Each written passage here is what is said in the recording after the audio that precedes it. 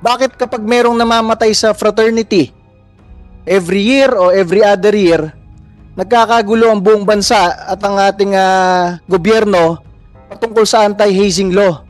Nasa ng listahan ng mga opisyal ng fraternity na yan. Sila ba ay pinatawag ng school administrator? Mas rampant yung patayan sa NPA at recruitment sa kabataang Pilipino Ba't hindi pa panagutin yung mga kolehiyo at universidad na inaalaw ang recruitment sa kanilang paaralan? Diba? Hindi pwedeng sabihin na academic freedom. Being an NPA, being a terrorist, training the youth, recruiting the youth to become a violent extremist, that is not part of academic freedom. Pumapatay na ng kapwa Pilipino yung mga NPA Doon ang galing sa school nyo. Hinayaan nyo lang sa kaka-banner nyo ng academic freedom. Isang example ko, nung nag-aaral ako sa UP, sa blackboard mismo namin nakalagay, mabuhay ang bagong hukbong bayan.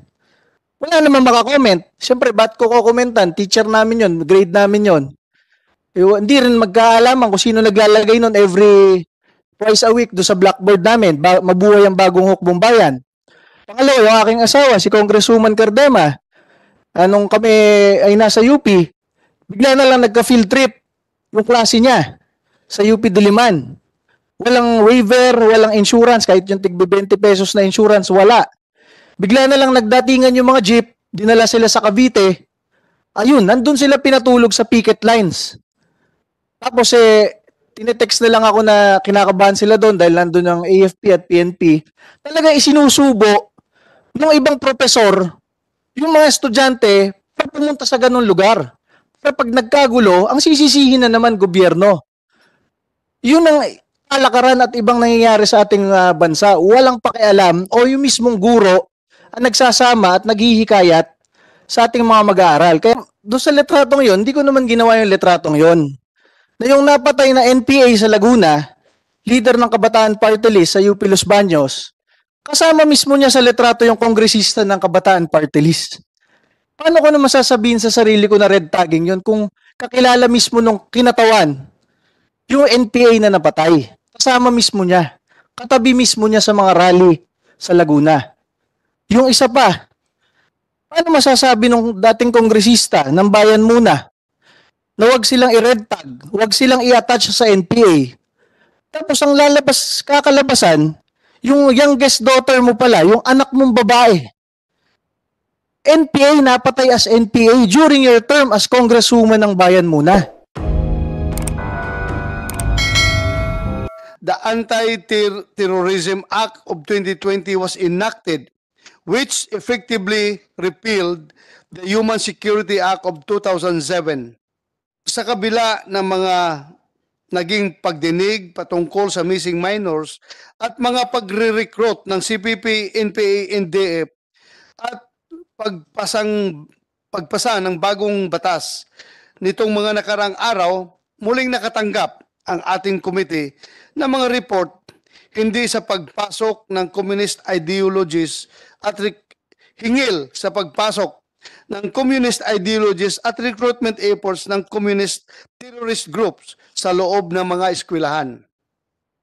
Just 4 days ago, while the Congress was hosting the 31st Asia-Pacific Parliamentary Forum, it was reported that a former University of the Philippines Los Baños student, Jethro Isaac Ferrer, who became a New People's Army fighter, was killed in an encounter with government troops in Gloria, Oriental Mindoro. Mga sunod-sunod na report ng pagkamatay ng mga dating estudyante na naging miyembro ng CPP, NPA, NDF sa mga engkwentro laban sa gobyerno at patuloy na mga reports ng radicalization ng mga kabataan sa mga eskwelahan. Minabuti ng komite na magpatawag ng pagdinig. This public hearing is called for objectively. 1. To determine whether there was negligence on the part of schools, its administrators, and teachers to exercise their special parental authority over the minor child under their supervision. Request Yuse Cardona. Do you swear to tell the truth, the whole truth, and nothing but the truth in this investigation, sir? Thank you, sir. Please take your seat. Thank you, Your Honor. Siguro with that oath, I need to tell you that I am speaking not only as NYC chairman, but also as a former member of the League of Filipino Students and Kabataan Party List in UP Los Baños. So dahil sa aking experience po bilang dating miyembro ng League of Filipino Students at Kabataan Party List, kaya kong sabihin diretso sa inyo at sa kahit kaninong Pilipino at sa kahit kaninong kadebate ko sa mga makakaliwang grupo na wala naman talagang ibang nagre-recruit kundi yung mga dati kong grupo, yung mga grupo na yun ngayon.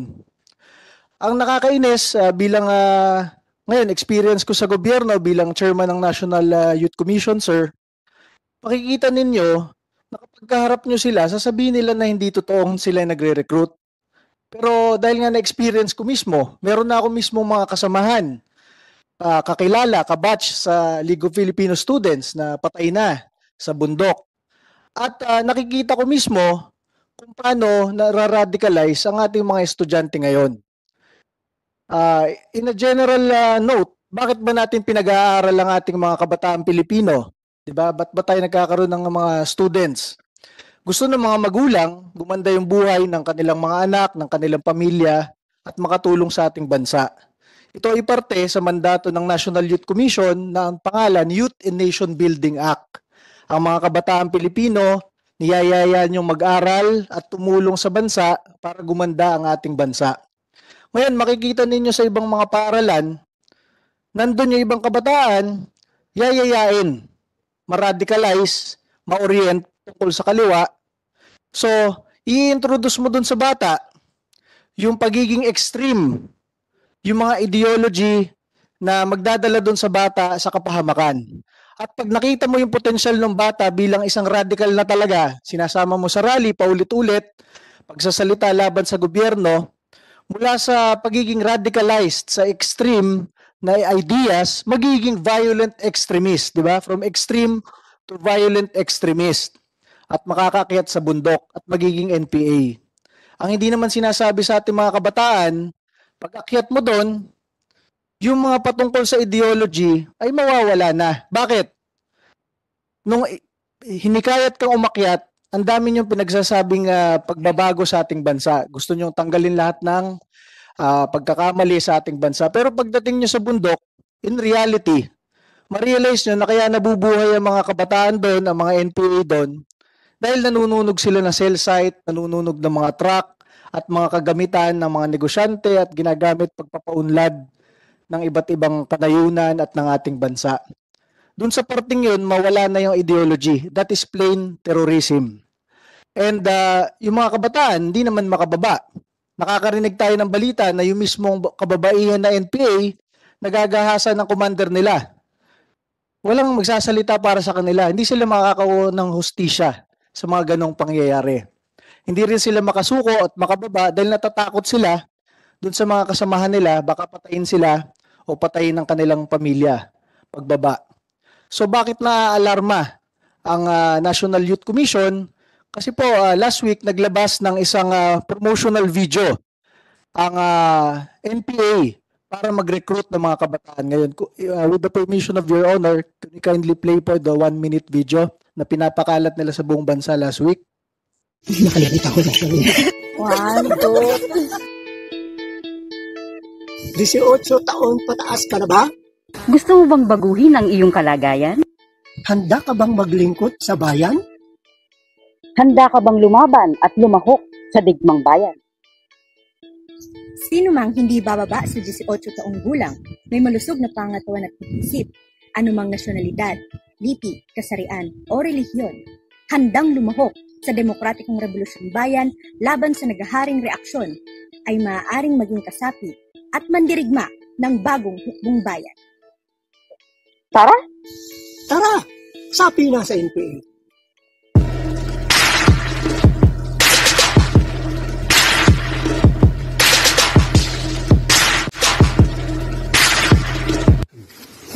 Tara! Sampa na sa NPA! Mandirigma ng bagong hukbong bayan sa Sandata ng himagsika. So, Your Honor, yan, isang video na kumakalat last week lang. Kaya kami naalarma sa NYC at tulungan dito sa inyong opisina at sa ating mga kasama ngayon dito. Talagang tinatarget ng NPA ngayon yung recruitment ng mga kabataan. Ginagawa pa nilang very trendy, di ba? Nagjo-joke-joke pa kayo kunwari sa bundok patungkol sa recruitment para makuha nyo yung trend sa kabataang Pilipino. Ang masabi ko dyan, talagang kailangan labanan ng gobyerno yung ganyan. Hindi nagiging pag-asa ng bayan ang ating mga kabataan kung ilalayo mo doon sa batas ng Youth and Nation Building. Yung dinadala mo yung mga kabataan para tumulong sa bansa. At pag hindi tayo nagsalita ngayon, hindi tayo nanindigan, nagpakita lang tayo ng wala tayong pakialam sa mga ganitong klaseng video at recruitment, ipinapasa natin sa susunod na henerasyon ng mga Pilipino itong recruitment na ito. Baka ma-recruit sila nang hindi nila alam na yan na pala ang haki ng kanilang buhay. Isang masabi ko bilang NYC chairman, ang mga kabataan Pilipino at ang mga kabataan in general sa buong mundo, very idealistic lahat. Gustong baguhin ang buhay. Kaya kapag pumasok ka sa college o sa university, minsan malayo ka sa iyong magulang, minsan ma-orient ka ng mga makakaliwa na nagyayaya na baguhin natin ang bansa. Okay naman yon, di ba? In a very idealistic way. Pero when they are introducing modules and orientations na very extreme na ang sinasabi na kailangan paglingkuran ng sambayanan, serve the people by going to the mountains and overthrowing the government and killing our government troops, dun yun na mapapansin na yung extreme ideology dinadala ka sa pagiging violent extremist, di ba? Ang in general naman, ang masasabi natin dyan kapag tayo nakikipag-debate dun sa ibang mga leader ng mga makakaliwa, ang mga kabataan, hindi nila napaglilingkuran ang sambayanan by joining the NPA. Dahil ang sambayan ng Pilipino ang nagtayo sa gobyerno, ang sambayan ng Pilipino ang sumusuporta sa ating mga tropa ng gobyerno, at pag dinala mo ang mga kabataan sa bundok para pumatay ng mga tropa ng gobyerno, pumatay ng kapwa Pilipino, mangikil sa kapwa Pilipino, at kayong pabaksakin ng gobyerno, hindi mo pinaglilingkuran ang sambayanan. That is part of the extremist ideology na gusto nating tutulan. Baka kasi pag hindi tayo nagsalita, yun yung maging tradisyon sa ibang universidad na kapag ikaw gusto mo maglingkod sa sambayanan, kailangan mo labanan ng gobyerno. That is wrong. Kailangan magsalita.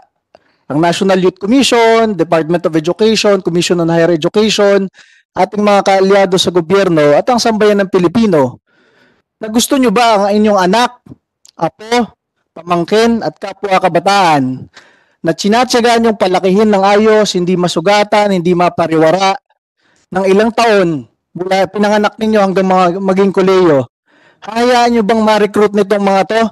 Madala sa bundok at ninyo na makita tuwing Pasko at birthday nila. Dahil lamang nagkulang tayo sa ganitong proceedings na ipakita na mali ang klase ng recruitment na ito sa hanay ng mga kabataan Pilipino.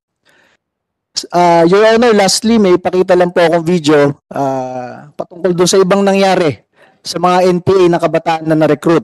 Sige po, pakiplay po. But before you do that, I just would like to remind the PNP. DIDM ka, di ba? Nakita niyo yung video kanina? You direct your anti-cybercrime group. I-trace yung pinaka-origin nitong video na ito because this is punishable under Section 10 of the Anti-Terrorism Act. Yung recruitment, particularly yung pagpalabas ng mga video na nagre-recruit, nasa Anti-Terrorism Act yan. You direct your anti-cybercrime. We'll do so. Matrace yan nila, yung pinaka-origin nito para makasuhan natin. At yung mga nag-share nitong kwan, in the spirit of recruitment na sinishare yung video na yan. We'll do, sir. Makasuhan natin. Yeah. Thank you. Please continue. Thank you, Your Honor. Yes, sir. Last video na po to. Pakita lang po natin. Video po galing Kongreso to, House of Representatives. Is kong maulit ang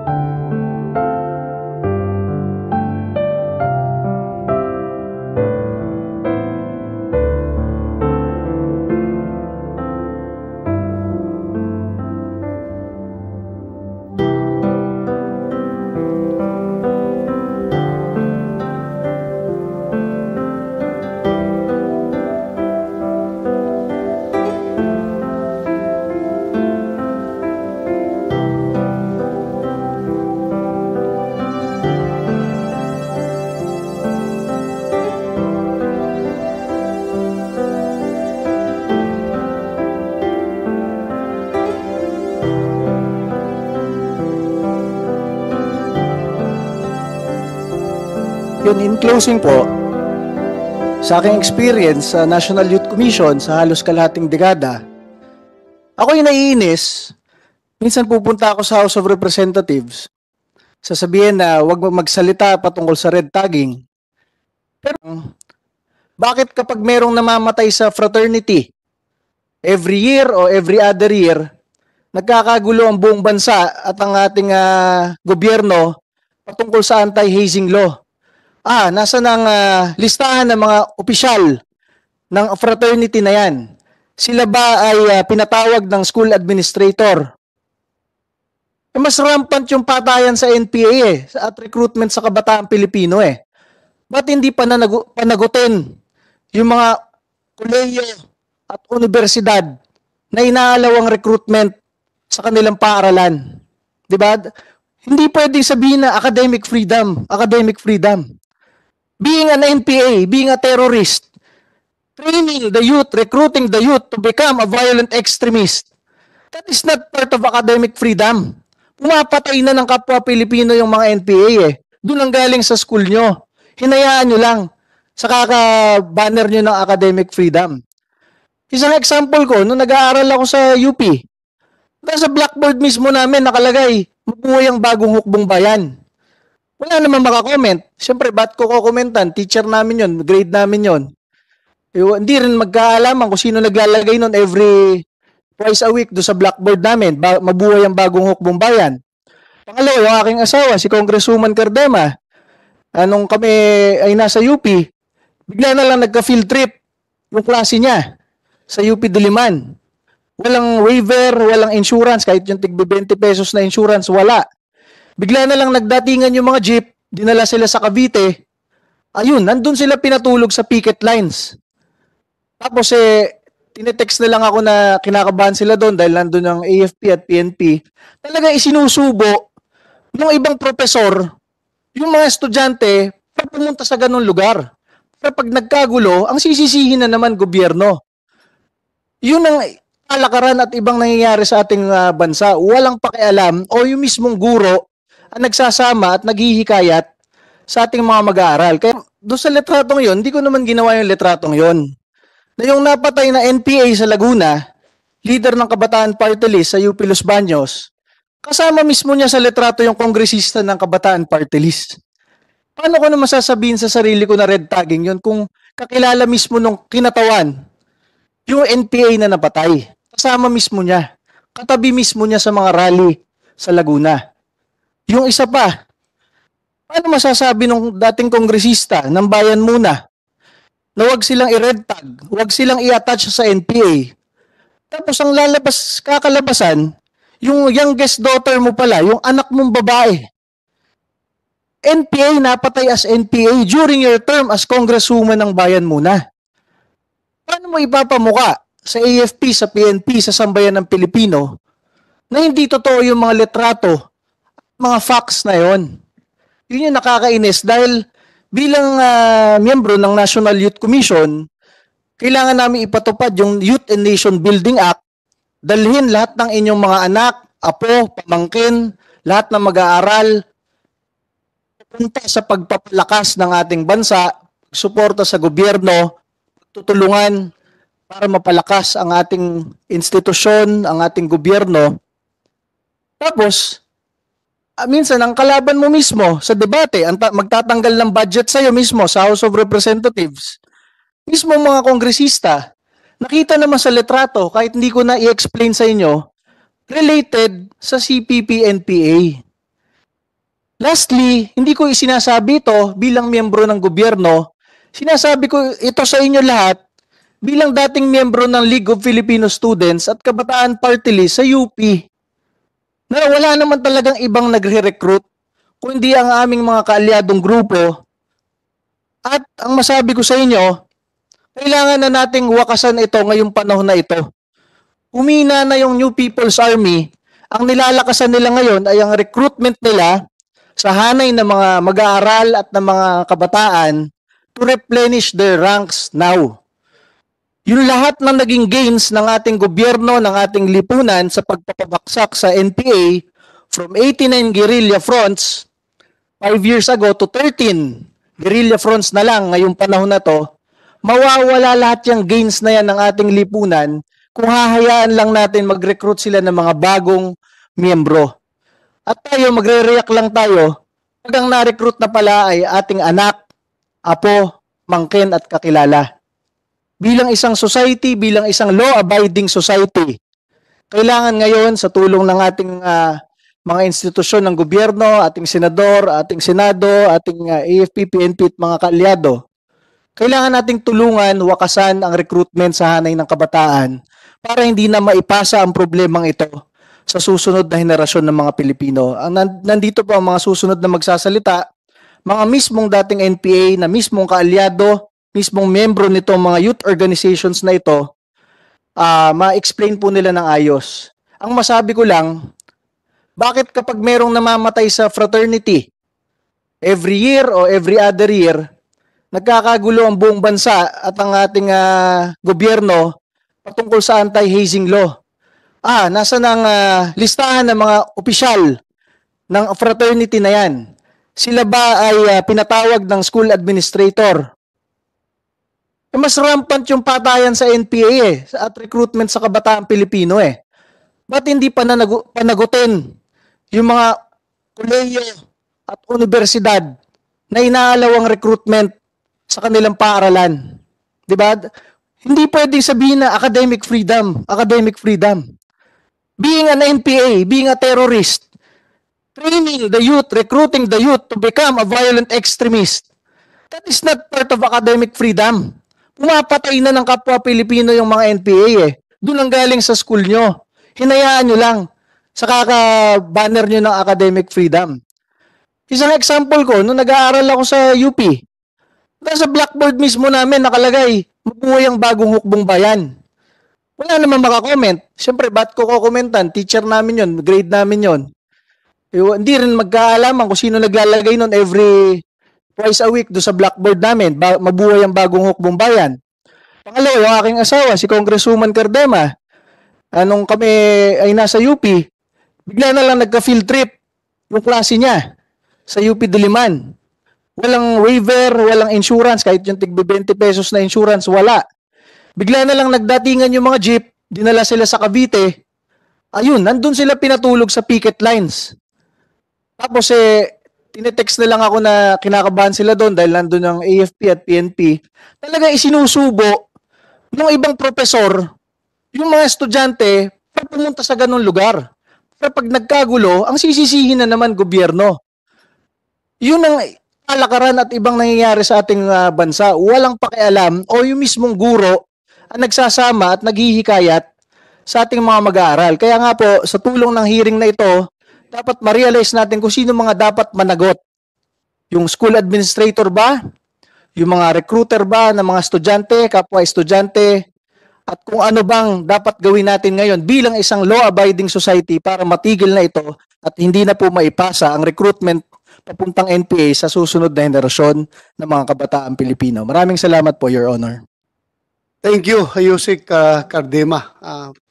Alam nyo, that is the main objective of this hearing, kung paano natin mapapanagot yung mga teacher mismo na nag-recruit mga estudyante para mamundok. Marami dyan, alam natin, marami mga teachers dyan na ganyan ang ginagawa. So ito ngayon pag-uusapan natin paano mapanagot at itong kabataan na organisasyon na palaging nakikita nyo sa listahan, palaging silang nagre-recruit at napupunta nga ang bata doon sa bundok. And in fact, yung mga missing minors, nung hinahanap ng mga parents, yun na, lumabas sa kongreso. Present pa ng mga congressman ng Makabayan Party List. Anong ibig sabihin nun? Anong ibig sabihin nun? They are really part of the recruitment. Dahil sila nakaproduce ng mga bata. Nung hinahanap ng mga parents, yun na, lumabas nandun at in their custody. Nag-preskon pa sa Congress. Ganun na pala, ganun na tayo tawag nito. misoriented as a nation. Ganun na ang ginagawa ng ating mga kasamahang mambabatas. That I cannot accept. So, yun nga, hanapan natin ng paraan paano mapapanagot itong mga tao na ito. Dahil if they cannot be made liable for their actions, magpapatuloy itong recruitment talaga. Dahil there is a very thin line, yung sinasabi natin na yung radicalization hanggang sa recruitment at mag-armas doon sa bundok. Kasi nakasabi sa ating batas, yun, mere membership of the Communist Party of the Philippines is not a crime. Diba? Pero yung pag-bear ng arms and taking up arms against the government, trying to overthrow the government is becoming a crime. So yan hanapan natin ngayon, paano natin maayos ito dahil palagi lang ini-exploit nila yung gray area na yan. Yung gray area na yan, dyan sila ngayon nabubuhay. At dyan nila ginagamit yung kanilang pagiging duplicitos na organization na hindi daw, nagdi-deny sila, very clear naman.